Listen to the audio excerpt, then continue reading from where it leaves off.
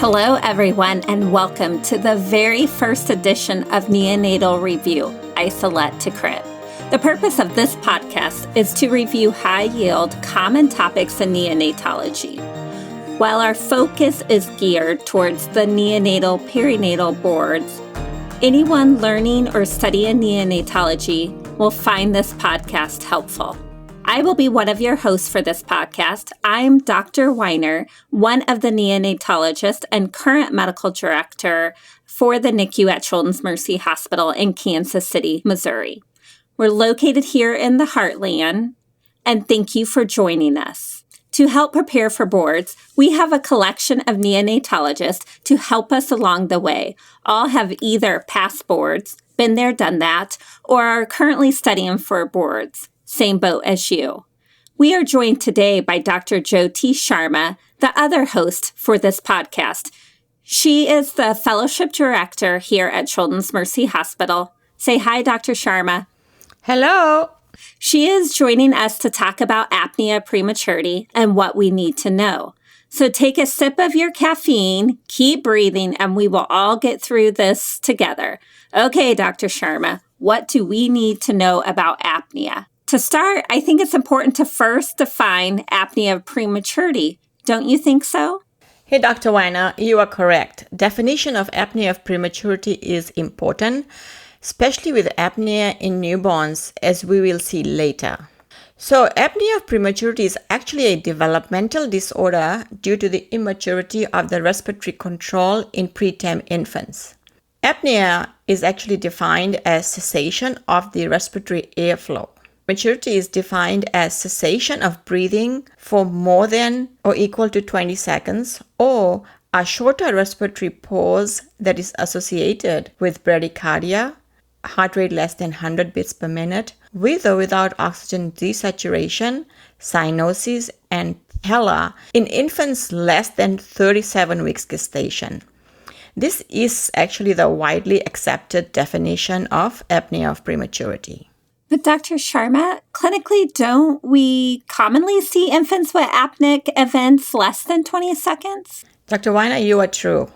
In practice, many apneic events in preterm infants are less than 20 seconds because briefer pauses of 5 to 10 seconds occur frequently in preterm infants and are normal unless they result in bradycardia and hypoxemia.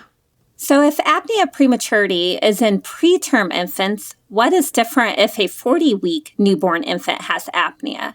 So there is another entity called apnea of infancy, which distinguishes apnea in infants who are greater than or equal to 37 weeks gestation at the onset of apnea.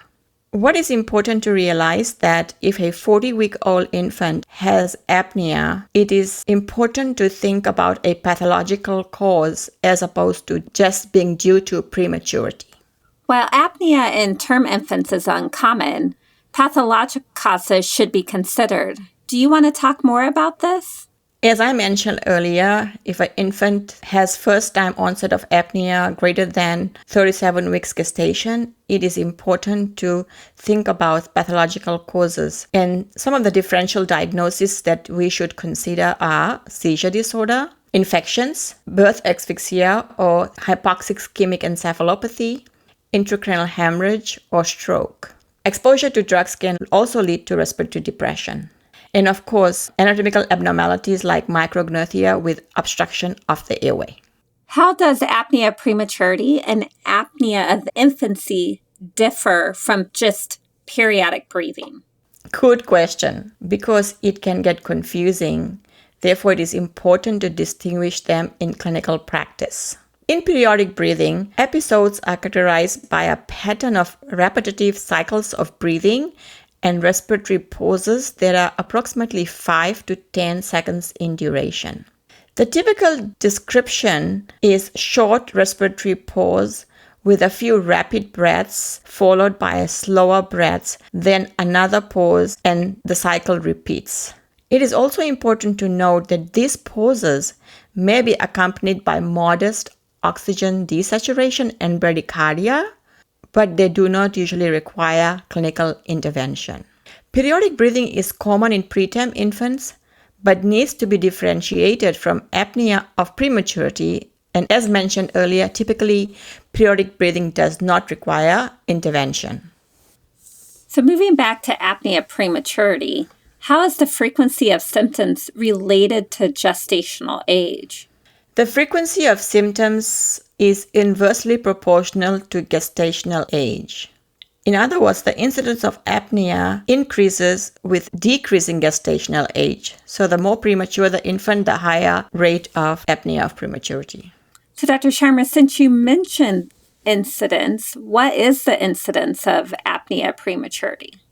Dr. Weiner, as I mentioned earlier, the incidence is dependent on gestational age and degree of prematurity. So in very preterm infants, that is, infants who are less than or equal to 28 weeks gestation, virtually all infants will develop apnea. And this is based on the review of cardiorespiratory recordings from pneumography and cardiac and pulse oximetry monitoring. The good news is 92% of apneic spells will be resolved by 37 weeks post-menstrual age in these infants. And actually, 98% will have resolved by 40 weeks post-menstrual age. I do want to mention that there is a group of infants born between 24 to 28 weeks gestation who may continue to have apneic spells beyond 38 weeks post-menstrual age, which may prolong their hospitalization. And most of these infants actually do have bronchopulmonary dysplasia. But again, the good news is that even in this group of infants, the majority of cases of apnea will resolve by post-menstrual age 43 to 44 weeks gestation. So Dr. Sharma, you mentioned virtually all infants less than 28 weeks develop apnea prematurity. How about those that are greater than 28 weeks? So for infants more than 28 weeks gestation, the proportion of infants with apnea decreases. At 30 weeks gestation, the incidence of apnea is 85%, and at 34 weeks, it decreases to 20%.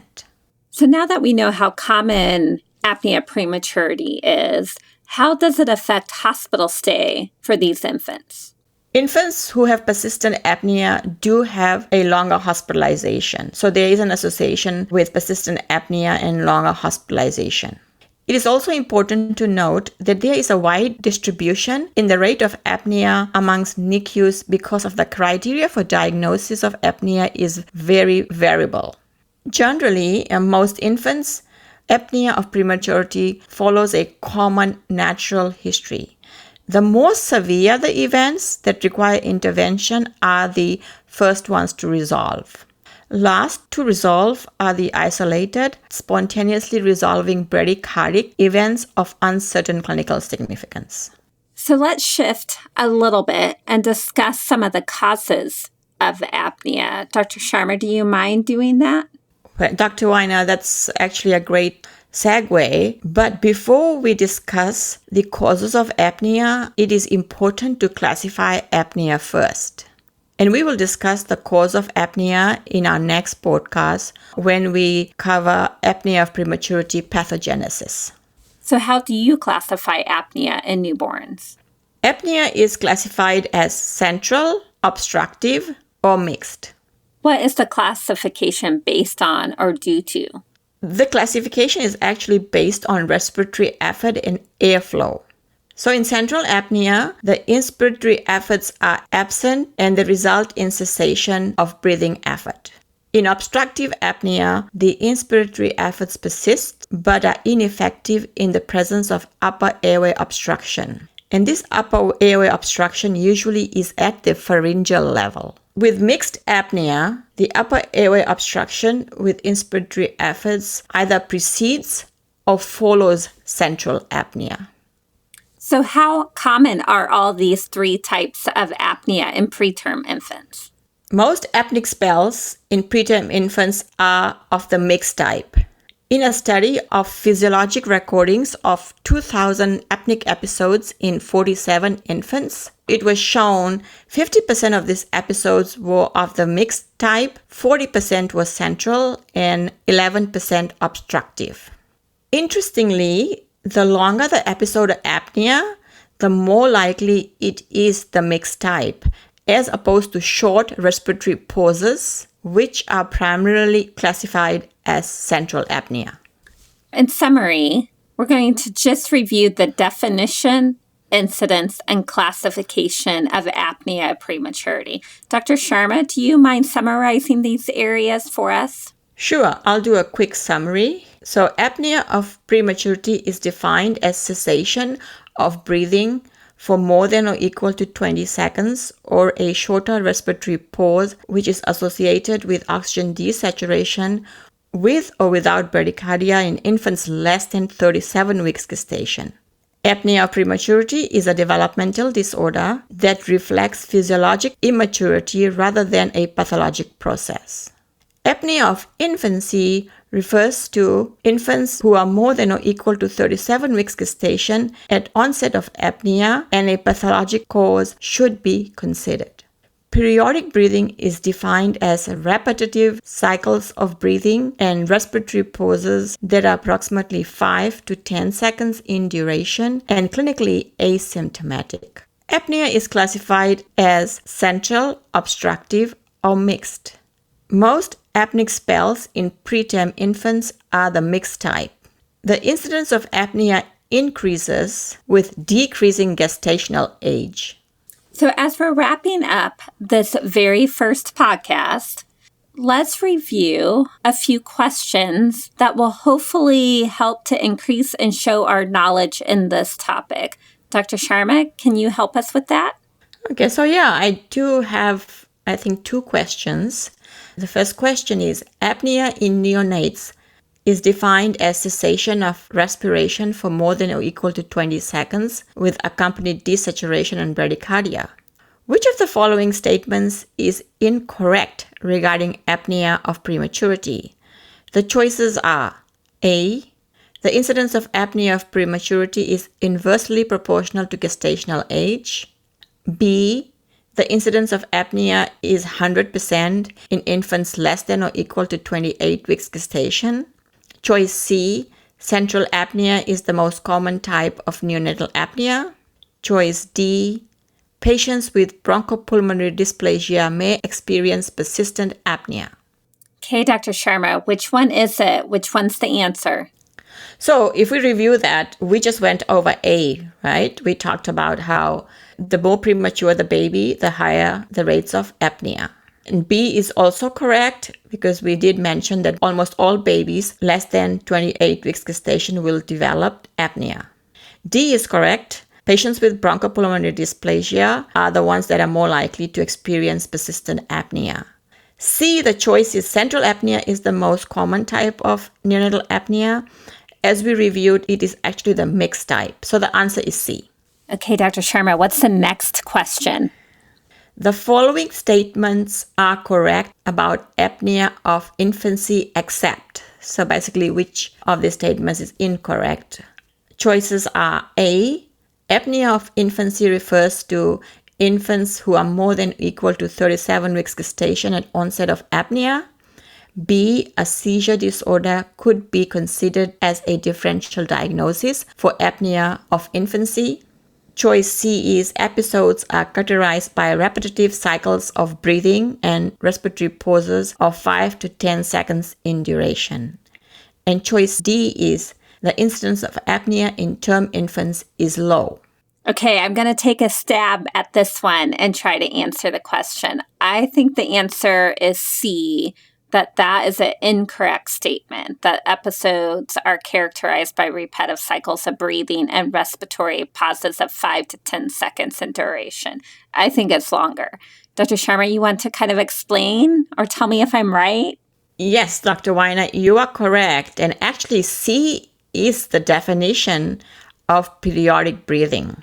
And all the other choices, A, B, and D, are correct about apnea of infancy. Okay, thank you, Dr. Sharma.